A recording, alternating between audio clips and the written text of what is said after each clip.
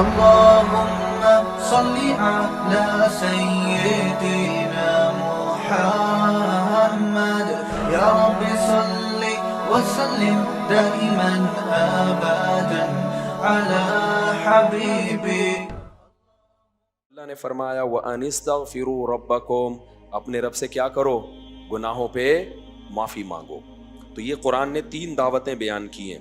اللہ کے ساتھ کوئی شریک نہیں، اور نبی کا کام جنت کی لالچ اور جہنم کا خوف دلانا. اور تیسری بات اللہ کہتے ہیں اس قرآن کا پیغام ہے اپنے رب سے کیا کرو؟ توبہ استغفار کیا کرو. دیکھو اللہ کو جیسے گناہ سے نفرت ہے نا، اسی طرح گناہ کر کے آنسو بہانا اس پہ اور اللہ سے معافی مانگنا، اس عمل سے جتنی گناہ سے نفرت ہے اس عمل سے محبت بھی اتنی ہے. سمجھ میں آ رہی ہے بات؟ ایک آدمی سے غلطی ہو گئی، اللہ کا غضب قہر جوش میں آتا ہے، توبہ کرے گا نا تو جتنا غضب اللہ کا ہوا تھا نا اتنی ہی کیا ہو جائے گی؟ رحمت. بہت سے لوگ کہتے ہیں کہ ہم گناہ کرتے ہیں پھر توبہ کرتے ہیں پھر گناہ ہو جاتا ہے، پھر گناہ ہو جاتا ہے. بھائی غلط ہے، نہیں ہونا چاہیے گناہ، لیکن ہو رہا ہے تو جب بار بار گناہ کروا رہا ہے شیطان اور اس کام سے شیطان خوش ہوتا ہے تو شیطان کو ناراض کرو نا. وہ بار بار توبہ سے کیا ہوتا ہے؟ بولو، ناراض ہوتا ہے. دیکھو آپ کے منہ پہ ایک دشمن آیا، اس نے ایک کھینچ کے تھپڑ لگا دیا، اس عمل سے کون خوش ہوگا؟ آپ کا بولو دشمن. آپ نے کہا میرا دشمن خوش ہو گیا ہے، تو دشمن کو خوش کرنے کا حل کیا ہے؟ دشمن کو ناراض کرنا. یہی ہے کہ نہیں ہے؟ کیا ہو گیا بھائی جان؟ دشمن جس عمل سے خوش ہو رہا ہے تو آپ کو اس عمل سے تکلیف ہوگی نا. تبھی تو یوٹیوب پہ بیزتی چل رہی ہے، سوشل میڈیا پہ وہ اس کی بیزتی کراتا ہے، جواب میں وہ اس کی بیزتی.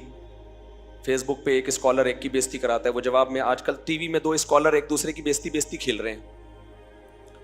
ٹی وی میں رمضان میں جو تماشے ہوتے ہیں نا، پتہ ہے کیا ہوتے ہیں؟ چند مختلف مسلکوں کے اسکالر کو بٹھا کے بیزتی کھیلتے ہیں آپس. بچپن میں ہماری جو چھوٹی بہنیں کزنیں وزنیں آپا کھیلتی تھیں. آپا سنا ہے آپ نے یہ لفظ؟ آپا. ایک اس میں نانی بن رہی ہے، کوئی دادی بن رہی ہے، کوئی بیٹا بن رہا ہے، کوئی ابا بن رہی ہے، کوئی جیسے بچیاں نہیں کھیلتی گڑیا بنا کے پھر گڑیا کی شادی، تو اس کو کہتے تھے آپا کھیلتے ہیں. کوئی آپ ہی بن جاتی ہے، کوئی کیا. تو ایسے ہی ٹی وی چینلز میں رمضان میں مختلف مسلکوں کے لوگوں کو بٹھاتے ہیں. ان میں اکثر وہ مضبوط نالج والے ہوتے نہیں ہیں. اکثر یہ بھی ہوتا ہے، 100% کی اکثر ایسا ہوتا ہے کہ مضبوط نالج نہیں ہوتی، یا ہوتی ہے تیاری نہیں ہوتی. اب وہ بیٹھ کے آپ آپس میں ایک دوسرے کی طبیعت سے بیزتی کر رہے ہوتے ہیں. وہ کہتا ہے تو نے ایسا کیا، وہ کہتا ہے تو نے ایسا کیا، وہ کہتا ہے تو نے. تو رمضان شریف میں جو توبہ استغفار کا موقع تھا وہاں بیزتی پروگرام بولو چل رہا ہوتا ہے. تو کیا بات کر رہا تھا میں، یہ ادھر بیزتی پہ کہاں سے آ گئے؟ ہاں، تو وہ بیزتی کیوں کر رہے ہوتے ہیں؟ ایک اسکالر نے دوسرے کی بیزتی کی ہوتی ہے، اس کو غصہ آنا اس کا حق ہے. بھائی تو نے جب میری انسلٹ کی ہے تو جواب میں بھی کیا کروں گا؟ اتنی ہی انسلٹ کروں گا. تو یہ انسان کی نیچر ہے. جب اس کو کسی سے غصہ آتا ہے نا، وہ دیکھتا ہے اس نے میری بے عزتی کی تو کہتا ہے میں بھی اب اس کی کیا کروں گا؟ اتنی ہی بیزتی کروں گا. تو بھائی آپس میں مت لڑو. کس سے لڑو؟ شیطان سے. شیطان آپ سے گناہ کرواتا ہے، ایسے جیسے رکھ کے اس نے کیا مار دیا آپ کے منہ پہ؟ تھپڑ. تو آپ کو بھی چاہیے کہ جواب میں آپ بھی رکھ کے کیا مارو؟ تھپڑ. تو پہلے تھپڑ کا علاج اس تھپڑ سے ہوگا، آپ کو کی تکلیف ختم ہو جائے گی. آپ بولو گے اگر اس نے میری بےزتی کی ہے تو کوئی بات نہیں، میں نے بھی تو اس کی بےزتی کی ہے. تبھی جب لڑائی ہوتی ہے لوگ بتا رہے ہوتے ہیں ابے اس نے تجھے ایک مکہ لگا دیا تو نے کھا لیا، تو آپ جواب میں کہتے ہیں ابے دیکھا نہیں میں نے بھی کیسا رکھ کے لگایا. لوگ کہتے نہیں ہیں ابے تجھے اس کا چمٹا تو یاد ہے، میں نے جو آپس رپلائی کیا تھا وہ نہیں دیکھا؟ ابھی تک اس کے منہ پہ نشان ہے. دوستو ایک دوسرے کو بتا رہے ہوتے ہیں. وہ جواب میں کیا پھر اس کے بعد بھی تو اس نے ایک مکہ لگایا تھا. تو آپ جواب میں کہو ابے میں ادھار رکھنے والا آدمی نہیں ہوں. یہ لونڈے لپاڑے نا اسی طرح کی باتیں کر رہے ہوتے. بھائی ہم نے ادھار رکھا ہی نہیں ہے، اسی وقت ہم نے بھی ٹکا دیا تھا، پورا رکھ دیا تھا اس کے منہ پہ لے جا کے. وہ جواب میں کہا پھر اس نے تیسرا تھپڑ بھی تو لگایا تھا.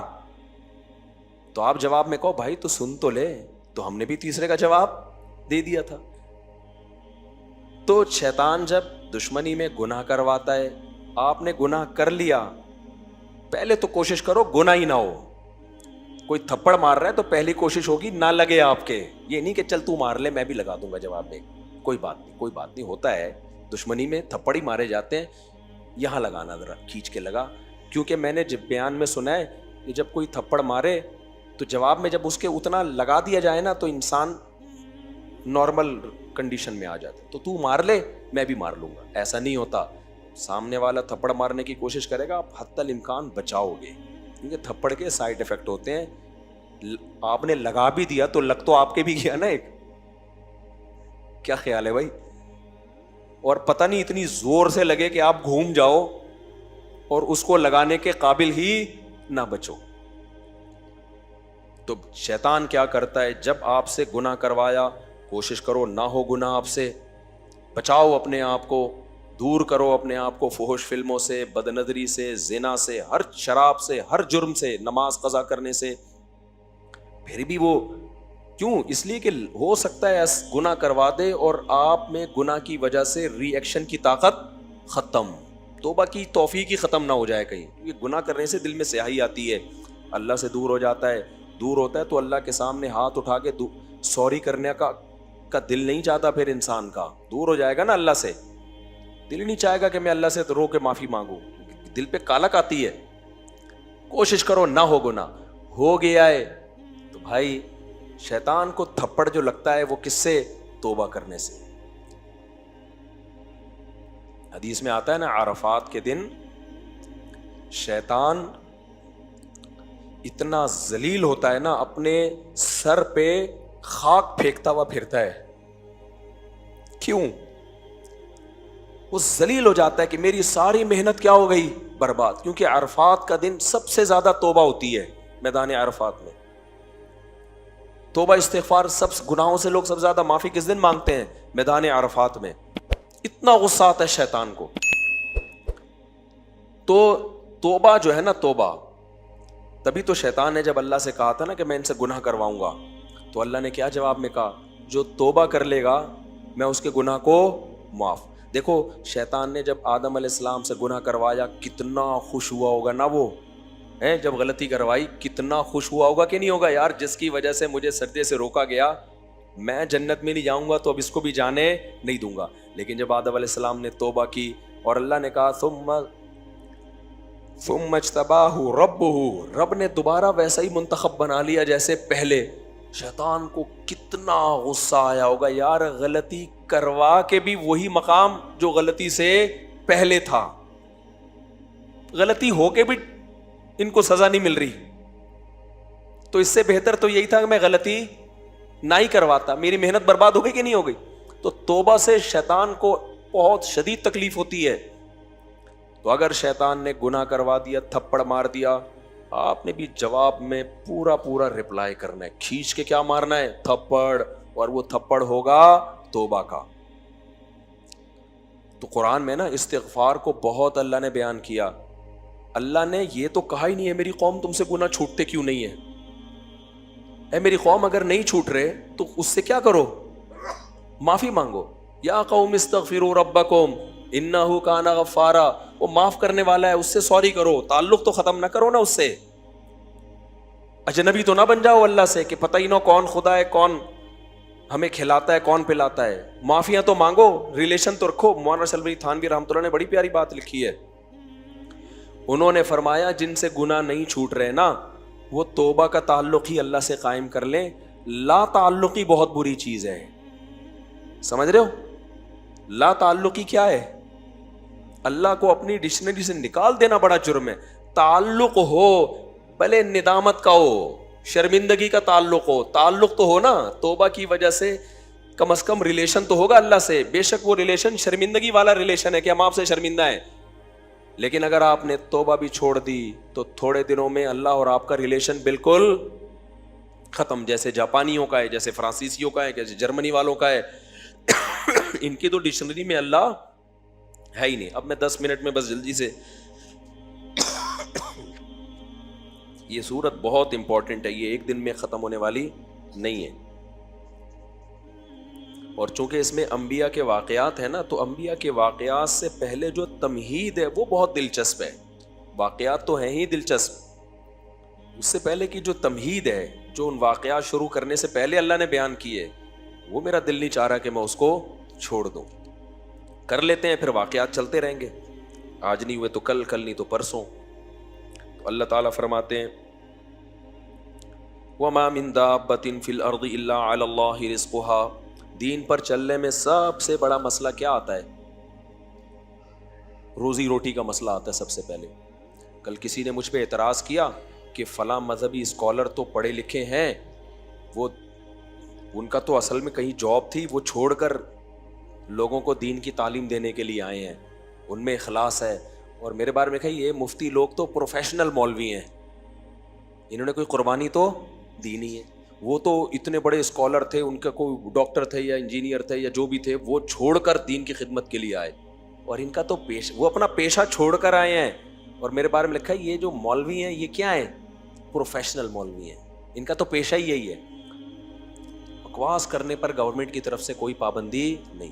تو ٹھیک ہے, تم بھی اپنے بچوں کو مدرسوں میں داخل کر لو. ہم جب مدرسے میں گئے تھے تو جو کیا ہمارا ہمیں تو یہ آیتیں بتائی جاتی تھیں وَمَا مِن دَابَّةٍ إِلَّا عَلَى اللَّهِ رِزْقُهَا. ہم اپنے بڑوں سے پوچھتے تھے کھائیں گے کہاں سے؟ جب ہمیں مدرسے میں عالم کا سرٹیفکیٹ ملے گا, اس سرٹیفکیٹ سے کیا ہم PIA میں جاب لگ جائے گی ہماری, یا 18ویں گریڈ کے آفیسر بن جائیں گے؟ مسجدوں کی تنخواہیں کیا ہوتی ہیں؟ اور میرے سارے رشتے دار مالدار ہیں. بعض دفعہ غریب خاندان کا بچہ ہوتا ہے, وہ کہتا ہے ویسے ہی بھوکے مرنا ہے تو چلو مولوی بن جاؤ. ایسا نہیں ہے. میرے کزن, میرے جو کزنیں ہیں وہ ڈاکٹرز ہیں, اور جو میرے کزن ہیں وہ آرمی میں بریگیڈیئر تک پہنچے ہوئے ہیں. ایجوکیٹڈ فیملی سے ہمارا تعلق ہے, غریب فیملی سے تعلق نہیں ہے. خان موٹرز کا نام سنا ہے سرگودا میں؟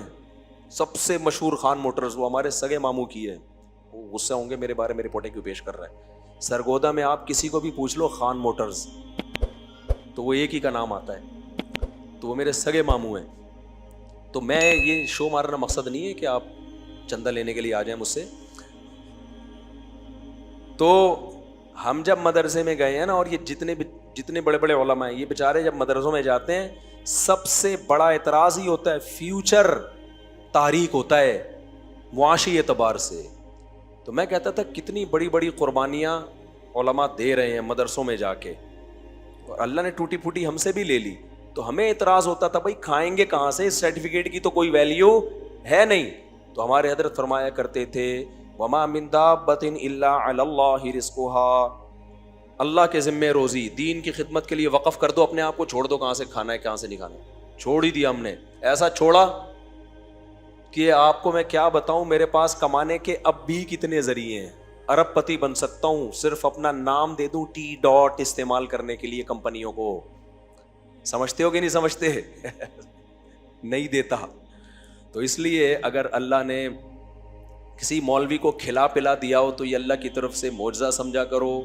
ضروری نہیں کہ وہ غلط طریقے سے پیسہ کما رہا ہو یا لالچ کر رہا ہو. لالچ کرنا ہوتا تو مولوی کی لائن میں ہم آتے ہی نہیں, کیونکہ یہ تو, اور آپ کو 100 میں سے ایک مولوی مالدار نظر آ رہا ہوتا ہے, جو میرے ساتھ کے 99 تھے وہ تو بےچارے وہیں کے وہیں ہیں. ابھی بھی ہم ان کے ساتھ تعاون کر رہے ہوتے ہیں کہ اللہ نے میرے مالی حالات اچھے کر دیے تو چلو جو ہے کچھ ان کے ساتھ اچھا ہو جائے. تو 100 میں ایک نکل آتا ہے, کچھ ہو جاتا ہے اس کے ساتھ. تو کیا ہو جاتے ہیں, میں تم تو میرے ماموں لگتے ہو جو میں تمہیں بتاؤں. خیر, چندوں کے پیسے نہیں ہیں میرے پاس, چندوں کے پیسے آتے ہیں لیکن وہ میری ذات پہ خرچ نہیں ہوتے. تو اللہ نے کیا فرمایا اس سورت کی تمہید میں وَمَا مِن دَابَّةٍ إِلَّا عَلَى اللَّهِ رِزْقُهَا, کیونکہ آگے ساری شریعت اس پہ موقوف ہے. تو اللہ کہتے ہیں کوئی زمین میں چلنے والی مخلوق ایسی نہیں ہے جس کی روزی کس کے ذمے ہو, اللہ کے ذمے. یہاں ایک مشہور اشکال ہے کہ پھر بہت سے بھوکے بھی تو مر جاتے ہیں. دیکھو قرآن کی جو آیتیں ہیں نا, ان کا مطلب کیا ہوتا ہے. اللہ کے, جو آدمی کسی کے کلام کو سنتا ہے, سنتے سنتے اس کو پتہ چل جاتا ہے نا جب یہ بات کرتا ہے تو اس کا مطلب کیا ہوتا ہے. ایسے ہی اللہ کے کلام کا ایک مطلب ہوتا ہے. وہ کلام کا مطلب یہ ہے کہ جس جانور کو بھی روزی مل رہی ہے نا, جس کو وہ زندہ رکھنا چاہتا ہے, وہ اللہ کی قدرت ہے. ورنہ ظاہری اسباب کے لحاظ سے دیکھا جائے تو کسی کو بھی ایک نوالا بھی نہیں ملنا چاہیے. یہ بارشوں کا نظام اور زمین سے دانے اور گٹھلی کے پھٹنے کا نظام یہ تب خدا کا بنایا ہوا ہے. اگر ایسے ہی چھوڑ دیا جائے سب کچھ تو کچھ بھی نہیں ہوگا, سب مر جائیں گے, لیکن اللہ ان کو مرنے نہیں دیتا. ہاں بعض دفعہ اللہ کی حکمت کا تقاضا ہوتا ہے مار دینا کسی کو, جیسے گروتھ ریشو کسی کا بڑھ رہا ہے جانور کا, تو اللہ ان کو ہلاکت میں ڈال دیتے ہیں. اللہ کبھی کیا ہوتا ہے کہ قحط میں مسلط کر دیتے ہیں, کیونکہ جب یہ آیت نازل ہوئی نا تو عرب میں تو قحط سے بھی لوگ ہلاک ہوتے تھے. تو کسی صحابی نے بھی یہ اشکال نہیں کیا کہ یا رسول اللہ آپ کہہ رہے ہیں کہ اللہ نے ہر ایک کی روزی اپنے ذمے لی ہے, ہم نے تو دیکھا فلاں جگہ قحط میں اتنے لوگ مر گئے, فلاں جگہ قحط میں اتنے لوگ مر گئے. نہ کسی عرب کے ایک مشرک نے اعتراض کیا. وجہ اس کی یہ تھی وہ قرآن کی آیت کا مفہوم سمجھتے تھے. تو اس لیے علماء نے کہا وما من دابۃ مرزوق, جس جانور کو بھی کسی بھی حکمت کے باعث زندہ رکھنا ہے تو پھر اس کی روزی کس کے ذمے ہے؟ اللہ کے. ہاں اللہ نے فیصلہ ہی کر لیا ہے موت دے دینے کا, تو پھر موت کے تو 20 طریقے ہیں. کسی کو ٹرک کے نیچے آ کے اللہ مار دے گا, کسی کو قحط مسلط کر کے نوالا چھین لے گا, اس طرح مار دے گا. تو جب اللہ ہی مارنے پر آ جائے تو کوئی لڑ نہیں سکتا. تو اس کا آیت کا حاصل یہ ہوا کہ رزق دینا کس کا کام ہے؟ اللہ کا. تو اللہ کو ناراض کر کے روزی حاصل کرنے کی کوشش نہ کرو, کیونکہ پھر وہ اسباب کے ہوتے ہوئے بھی بھوکا مار دے گا. اور اللہ کو راضی رکھو گے تو اسباب نہیں بھی ہوں گے تو روزی تمہیں پہنچا دے گا. سمجھ رہے کہ نہیں سمجھ رہے؟ تو اس لیے اس میں اصل مدار کس پر ہے؟ اللہ پر ہے. آگے اللہ فرماتے ہیں انسان سے ایک شکایت کرتے ہیں وَلَئِنْ أَذَقْنَا الْإِنسَانَ مِنَّا رَحْمَةً, اللہ فرماتے ہیں ہم انسان کو خوشیوں میں رکھتے ہیں, نعمتوں میں رکھتے ہیں, بڑے مزے سے زندگی گزارتا ہے, کہتا ہے اللہ کا دیا میرے پاس بہت کچھ ہے, اور اس میں اس کا مقصد شکر کرنا نہیں ہوتا, اترانا ہوتا ہے. بعض دفعہ نا لیبل بڑا اچھا لگاتے ہیں لوگ, الحمدللہ اللہ تعالیٰ نے مجھے کیسی اچھی گھڑی دی ہے, مقصد ہوتا ہے غریب کو نیچا دکھانا. اللہ کا دیا بہت کچھ ہے اپنے پاس. سمجھ رہے؟ آج کل نا یہ اللہ کا شکر ادا کر رہے ہوتے ہیں, لیکن مقصد ہوتا ہے سامنے والے کو اللہ کا شکر ہے میرے پاس مرسیڈیز ہے. بے رکشے والے کو کیوں بتا رہے تو یہ بات شو مارنے کے لیے نا, اللہ کا شکر ہے. تو اللہ کہتے ہیں یہ جو ناشکرے لوگ ہیں نا یہ اصل میں ناشکرے ہیں. تو یہ کیا ہوتے ہیں؟ وَلَئِنْ أَذَقْنَا الْإِنسَانَ مِنَّا رَحْمَةً, جب انسان کو ہم کوئی رحمت کا مزہ چکھاتے ہیں اترانے لگتا ہے. ثُمَّ نَزَعْنَاهَا مِنْهُ, جب اس سے وہ رحمت چھین لیتے ہیں. انَّهُ لَيَئُوسٌ کفور, ناشکری کی اور مایوسی کی باتیں شروع کر دیتا ہے. اللہ کو یہ طرز بالکل پسند نہیں ہے, نعمتوں میں اترانا اور غموں میں ناشکری کرنا. غموں میں ناشکریاں کیسے ہوتی ہیں؟ ایک صاحب تھے نمازی, ان کے بچے کا انتقال ہو گیا, چھوٹے بچے کا. بڑی اللہ رسول کی باتیں کرتے تھے. ایک دن میں ان کے پاس گیا, میں نے کہا آپ کے بچے کا, بہت پرانا واقعہ 25-30 سال, کہتے ہیں یار میرے بچے کا انتقال ہو گیا, اللہ کو پتہ نہیں میں ہی ملا تھا, میرا ہی بچہ مارنا تھا, اس قسم کی باتیں. میں نے کہا آپ تو نماز پڑھتے ہو, آپ ایسی ناشکری کی باتیں کیوں کر رہے ہو؟ کہہ رہے نہیں خود سوچو یار, اتنے سال میں نے اس کو پالا اور یہ ہو گیا وہ ہو گیا. تو بہر خیر ہے, کچھ نہیں کہا, ایسے آدمی کو کیا نصیحت کرے انسان. تو آج کل یہ ناشکری کی باتیں زبانوں پہ عام ہیں. بھائی نعمت ملی ہے اللہ نے دی ہے, بھائی بھیک میں ملی ہے, ہمارا کمال نہیں ہے. چھن گئی, چھینی کس نے ہے؟ اللہ نے. تو وہ ہمارا دشمن تو ہے نہیں. جب دشمن نہیں ہے تو بھائی اسی میں ہماری کیا ہوگی؟ خیر ہوگی, صبر کریں گے. ابھی میں بیماری چل رہی ہے نا, بہت لمبی ہو گئی ہے. کل میں بہت ٹینشن میں آ گیا نا, بخار بھی تھا اور درد بھی جسم میں. میں نے کہا یار ٹھیک ہی نہیں ہو رہے. اپنے آپ سے میں باتیں کر رہا ہوں, یار کچھ زیادہ ہی لمبا ہو گیا یہ بیماری میری, ٹھیک ہی نہیں ہو رہے. اینٹی بایوٹک کا کورس بھی ہو گیا, سب کچھ ہو گیا, ٹھیک ہی نہیں ہو رہے. پھر میں نے بیٹھے بیٹھے اپنے آپ کو پتہ کیا تسلی تھی, میں نے کہا زیادہ سے زیادہ کیا ہوگا, مر جائیں گے. اپنے آپ کو میں نے سمجھا اس سے زیادہ کچھ نہیں ہوگا, تمیز سے بیٹھے رہو, جب اللہ کو ٹھیک کرنا ہوگا ٹھیک کر دے گا آرام سے. تو ایسے ہی چل رہے ہیں. اب کافی ٹھیک ہو گیا, اللہ کا شکر, یہ سوچ کے ٹھیک ہو گیا. تو یہی سوچا میں نے کہا کیا ہوگا, آواز بیٹھ جائے گی تو اور بند ہو جائے گا گلا, تو کب تک بند ہوگا, تو پھر بند ہوتے ہوتے یہ ہو جائے گا, پھر وہ ہو جائے گا, پھر وہ ہو جائے گا, بالآخر ہاسپٹل میں ایڈمٹ ہو جائیں گے, نلکیاں لگ جائیں گی, بالآخر انا للہ و انا الیہ راجعون. اینڈ تو یہی ہے نا. اللہ نہ کرے ایسا ہو جائے, کوئی فرشتہ آ کے بولے اچھا یار مجھے تو پتہ ہی نہیں تھا یہ آپشن بھی ہے, اللہ صحت دے دے, لیکن زیادہ زیادہ یہی ہوگا نا تو بھائی چھوڑ دو اللہ پہ. انسان پتہ کیا سوچتا، ہائے میرے بچوں کا کیا ہوگا، ہائے میرے فلانے کا کیا ہوگا. بھائی اللہ سے لڑ نہیں سکتے. ہم جو کر سکتے ہیں زندگی میں ان کے لیے کرو، جو ہمارے بس میں نہیں ہے اس میں غم مت کرو. ہاں اپنی زندگی میں ان کے لیے آپ کچھ نہ کرو کہ مر گئے تو بیچارے روڈ پہ گھومتے پھر رہے ہیں، یہ غلط ہے. جو آپ سے ہو سکتا ہے آپ کے بس میں ہے وہ کر کے جاؤ. ہر وقت تیار رہو، کسی بھی ٹائم پہ کوئی بھی بندہ. اور کراچی میں تو بھائی بغیر بیمار ہوئے مرنے کا ریشو زیادہ ہے. اتنے ڈاکو ابھی دیکھنا عید کی راتوں میں تو یہ دھوم مچی ہوگی، ڈاکو ابھی رائفلیں اپنی صاف کر رہے ہیں. رمضان کے آخری عشرے میں عید تو ڈاکوؤں کی ہوتی ہے، جنازے اٹھتے ہیں آخری عشروں میں. ابھی ہمارے جامعہ رشید کے ایک استاذ کو ڈاکو نے گولی ماری ہے، جوان ینگ استاذ. اور ابھی دیکھنا حکومت 27ویں رات میں نا دعاؤں کے بجائے بد دعائیں زیادہ کرو. جب ختم قرآن کا موقع آئے گا نا، ان حکمرانوں کے خلاف جنہوں نے ہمیں اس عذاب میں ڈالا ہوا ہے، ان بدبختوں کے خلاف، جس کے گھر میں جوان موتیں ہوتی ہیں اس سے پوچھو اس کے بچوں پہ کیا گزرتی ہے، اس کی بیوی پہ کیا گزرتی ہے. اتنی موتیں ہوتی ہیں کراچی میں رمضان میں اور رمضان کے آخری عشرے میں، کیونکہ لوگوں کے جیبیں بھری ہوئی ہوتی ہیں، شاپنگیں کر رہے ہوتے ہیں.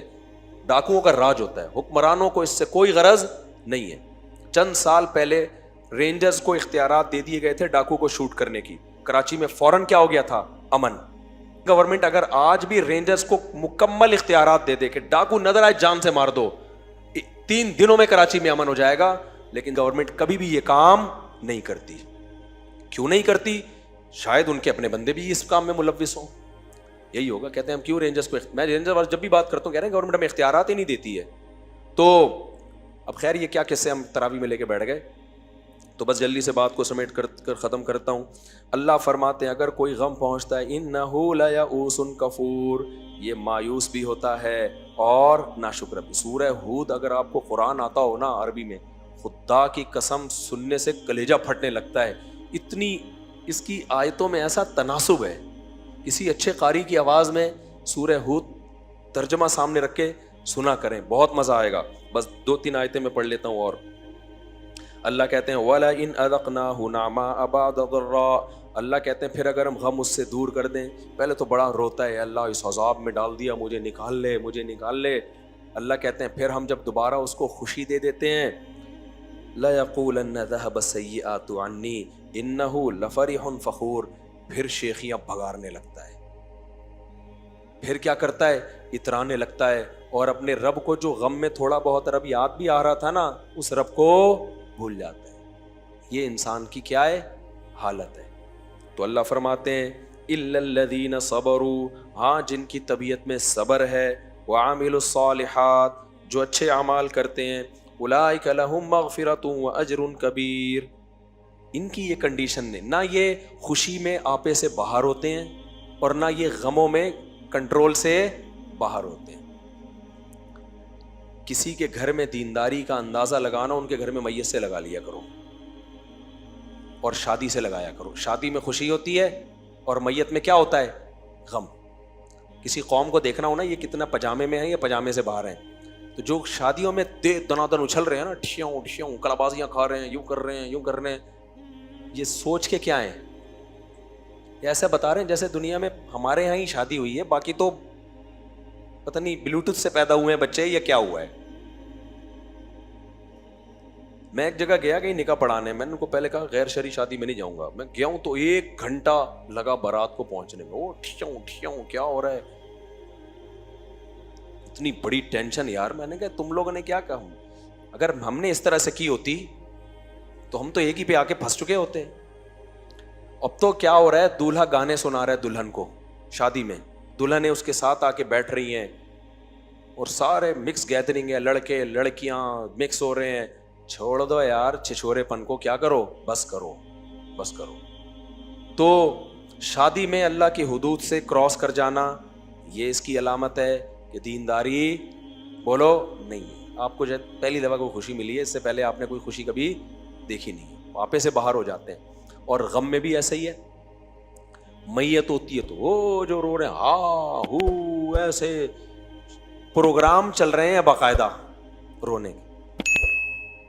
کل کسی نے بڑی اچھی ایک ویڈیو بھیجی، نہیں شیئر بتاؤں گا آپ کو، پھر وہ غلط ہو جائے گا. اچھا خیر، وہ لوگ سمجھ جائیں گے کس کی بات ہو رہی ہے. خیر, تو ہم نے علماء کے بزرگوں کی صحبت اٹھائی ہے, ان کی خوشیاں بھی دیکھی ہیں اور ان کے غم بھی دیکھے. خوشیاں بھی چہرے سے خوشی کے آثار جھلک رہے ہوتے ہیں, حدود میں رہتے ہیں اور دل سے خوش ہوتے ہیں. اور جب غم ہوتا ہے, ہمارے نبی کیسے خوش ہوتے تھے, حتیٰ اذا سر استنار وجہہ کأن وجہہ قطعۃ قمر. حضرت کعب بن مالک کی توبہ قبول ہوئی نا, ہمارے نبی کے چہرے پہ خوشی. تو یہ نہیں کہ حضرت کعب بن مالک نے ڈھم ڈماڈم شروع کر دیا اور پورا نائٹ پروگرام ہوگا معاذ اللہ, اور جی میری توبہ قبول. وہ کہتے ہیں کعب بن مالک, اسلام لانے کے بعد میری زندگی میں اس سے بڑا خوشی کا دن نہیں آیا. بخاری مسلم کی حدیث ہے. اتنے خوش تھے, اتنے خوش کہ جو خوشخبری لے کر آیا, کہتے ہیں میرے پاس تحفہ دینے کے لیے کچھ بھی نہیں تھا, اوپر چادر پہنی تھی میں نے اور نیچے لنگی, وہ چادر اتار کے میں نے اس کو دے دی. یہ ہے خوشی کا اظہار, سمجھ رہے ہیں. اور اتنے خوش تھے, یہ نہیں کہ اب کوئی بھنگڑا ہوگا تو فلانا ہوگا. تو پھر جب نبی کے پاس آئے, کہتے ہیں نبی کا چہرہ 14ویں کے چاند کی طرح خوشی سے چمک رہا تھا. فرمایا ابشر بخیر یوم مر علیک منذ ولدتک امک. اے کعب, تیری ماں نے جب سے تجھے جنا ہے نا, اس سے بڑا تیری زندگی میں خوشی کا دن نہیں آیا. اس دن کی میں تجھے مبارکباد دیتا ہوں. صحابہ بھی خوش ہوتے تھے بھائی, ان کی شادیاں بھی ہوئی ہیں, ولیمے بھی کیے ہیں. حضرت مغیرہ ابن شعبہ ارب پتی تاجر تھے, جب شادی کرتے نا تو ولیمہ 3 دن لنگر چلتا تھا ان کا. 3 دن تک دیگوں کے ڈھکن کھل رہے ہیں, پبلک آ رہی ہے اور گوشت کھلایا جا رہا ہے. سرید اس زمانے میں اچھا کھانا تھا. 3 دن پبلک کنٹینیو. کتنا خرچ کیا, لیکن کس پر؟ کھلانے پر. یہ ہے خوشی. آج خوشی شروع ہوتی ہے, لڑکیاں نیم برہنہ کپڑے پہن کے آ جاتی ہیں. اور کسی نے بڑی زبردست بات کی ہے, لڑکا منہ دھو کے دھو رہا ہو نا, سمجھ لو گھر سے باہر جا رہا ہے. لڑکی منہ دھو رہی ہو, سمجھ لو باہر جانے کا اس کا کوئی پروگرام نہیں ہے. وہ میک اپ اتار رہی ہے نا منہ دھو کے. تو اتنا چلو میک اپ ان کا پرسنل معاملہ ہے, لیکن یار ان کو تو جانے دو نا. لیکن وہ خواتین کا الگ رکھو نا. ہم تھوڑی کہہ رہے ہیں کہ تیار ہو کے نہ جائیں شادیوں میں. مکس گیدرنگ کیوں, مردوں میں کے بیچ میں کیوں گھس رہی ہو؟ اتنی بے غیرتی ہے, کتنی بے شرمی ہے. الگ ہو جاؤ بھائی. کچھ اللہ بھی تو ہے نا, کچھ اس کے لیے بھی تو کر لو. نہیں ادھر ہی گھسنا ہے مردوں میں, مردوں کا عورتوں میں گھسنا ہے. انجوائے کرو, ٹھیک ہے, اللہ دیکھ رہا ہے, اللہ دیکھ رہا ہے. مولویوں کو برا بھلا کہو, یہ براڈ مائنڈیڈ ہے, یہ کہتے ہیں بیچ میں تمبو لگاؤ. یہ پرانے زمانے کے لوگ, انگریزوں کے ہاں تمبو نام کی کوئی چیز ہے ہی نہیں, تبھی وہ چاند پہ پہنچ گیا. اور یہ کہتے ہیں ادھر بیچ میں ایک تمبو آنا چاہیے, لیڈیز ادھر ہونی چاہیے, جینٹس ادھر ہونے چاہیے. کیا ہو گیا, اس نے اس کو آنکھ پٹکا کر لیا, اس نے اس کو دیکھ لیا تھوڑی. اور تعریفیں بھی کرے, آج تو آپ بہت پیاری لگ رہی ہیں, آج تو کہتی تھینک یو ویری مچ. پرانے زمانے میں اٹھا کے چپیٹ لگاتی تھی, اب چونکہ غیرت ویرت ختم ہو گئی تو آج تو آپ بہت پیاری لگ رہی ہیں, تھینک یو. اور انٹی آپ بھی ماشاء اللہ. انٹی تو بول نہیں دینا کبھی غلطی سے, شادی میں پوری طلاق ہو جائے گی وہیں پہ, بتا رہا ہوں. تو یہ سب دل کے خوش کرنے کے بہانے ہیں. اس سے میں اور آپ مطمئن ہو سکتے ہیں, جس رب نے پردے کی آیات نازل کی ہیں اس کے قہر اور غضب جوش میں آتا ہے. اس نے شعیب علیہ السلام کی قوم کو کہا ناپ تول میں کمی مت کرو, اکھاڑ پھینکوں گا میں تمہیں. اس نے ہماری عورت کو کہا ہے غیر محرم مرد کے سامنے زینت اختیار نہیں کرنا. تو دنیا کو کوئی غم نہیں ہوتا اور مولویوں کو بھی نہیں ہوتا. آپ سمجھ, ہمیں کیا ہو رہا ہے, تم جاؤ جہنم میں, ہم نے کیا, ہمیں تو اپنے بچوں کی فکر ہوگی, اپنی بیٹیوں کی. جس نے دین پہ آنا ہے آ جائے, نہیں آنا جائے کہاں, جہنم میں. لوگ سمجھتے ہیں یہ اندر سے جل رہے ہیں. ہم کیوں جلیں گے, ہم تو 4 لے کے بیٹھے ہوئے ہیں. کیا خیال ہے, اللہ بچائے, یعنی 4 سے نہیں بچائے, اللہ تعالیٰ شو مارنے سے بچائے. لیکن آپ کو بتا رہے ہم کیوں جلیں گے. ہمارے لیے تو اللہ نے حلال کے راستے کھولے ہوئے ہیں, اتنے حلال کو عام کر دیا اللہ نے ہمارے لیے. ہم تو تم پہ طرز کھا رہے ہیں کہ تم سڑتے رہو ساری زندگی بدبودار گند میں منہ مار مار کے. نہ تمہیں بیوی کی محبت ملتی ہے, نہ تمہیں بچوں سے پیار ملتا ہے, کیونکہ بچوں کو پتا ہوتا ہے میرا باپ ٹھرکی ہے. ایک دن فلاں آنٹی کو دیکھ رہا تھا, ایک دن فلاں آنٹی. بچوں کے دل سے باپ کی عظمت. میرے باپ کے بارے میں مجھے کوئی شکایت کرتا کہ میرے والد صاحب خواتین کو دیکھتے تھے جا کے غلط نظروں سے, میرے دل میں اپنے باپ کی عزت رہتی. آج جب بھی میں اپنے باپ کا نام لیتا ہوں, میں اپنے جذبات پہ قابو نہیں رکھ پاتا. عقیدت میں, محبت میں نہیں مجھ سے ذکر ہوتا اپنے والد کا. کیوں؟ میرے دل میں ان کی ایک عظمت ہے، شریف آدمی تھے. آج تک میں نے نہیں کبھی سنا ان کے بارے میں، نہ کبھی دیکھا کہ کسی غیر محرم عورت کو غلط نظر سے دیکھ رہے ہو. ہمیشہ میں نے ان کی نظریں کہاں دیکھی؟ نیچے، ہمیشہ نظریں نیچے دیکھی. تو یہ جو سوسائٹی آپ ہمیں دے رہے ہو نا مس گیدرنگ والی، یہی ٹھرکی لونڈے لپاڑے کل باپ بھی بنیں گے، اور یہ عادتیں ختم نہیں ہوتی. ان کی عورتیں بھی دیکھیں گی ہمارا میاں ٹھرکی ہے، ان کے بچے بھی دیکھیں گے، تبھی ان کا گھریلو نظام تباہ و برباد. گدے گھوڑوں والی زندگی ہوتی ہے ان سیکولر لبرل لوگوں کی، گدے گھوڑوں والی زندگی. ان کے گھروں میں عزتیں محبتیں نہیں ہیں، وقار ختم ہے، کیونکہ انہوں نے خدا سے بغاوت کی ہے. اللہ سب سے پہلے ان کے گھروں کے سکون کو چھین لیتا ہے. تو بھائی اللہ کو ہم کیا کہہ رہے ہیں شادی مت کرو، ہم تو کہہ رہے ہیں 4 کرو، 4 دفعہ ولیمے کرو. ہم کہہ رہے ہیں دعوت میں عورتوں کو بھی بلاؤ، مردوں کو بھی بلاؤ. ایک بیچ میں پارٹیشن کا کہہ رہے ہیں یار، تو ان کو ادھر کر دو. ہم خواتین کو یہ بھی کہہ رہے ہیں میک اپ کر کے جاؤ، تیار ہو کے جاؤ، آپ کا حق ہے بھائی، زینت عورت کا حق ہے، لیکن وہ زینت غیر محرم مرد کے لیے نہیں ہونی چاہیے. پارٹیشن کر دو. اتنا سا اللہ کا حکم مانتے ہوئے تمہیں اگر تکلیف ہو رہی ہے، پھر اللہ کا حق بنتا ہے کہ تمہیں جہنم کی آگ میں ڈالے، پھر تمہارے زندگی میں بھی سکون چھینے، آخرت میں بھی سکون چھینے تم سے. سمجھ میں آ رہی ہے بات کہ نہیں آ رہی ہے؟ وقت بہت زیادہ ہو گیا. میں کل انشاءاللہ یہ انبیاء کے واقعات، پھر بہت دلچسپ واقعات ہے، کل بیان کروں گا. اللہ تعالی ہمیں سمجھنے کی، عمل کی توفیق عطا فرمائے.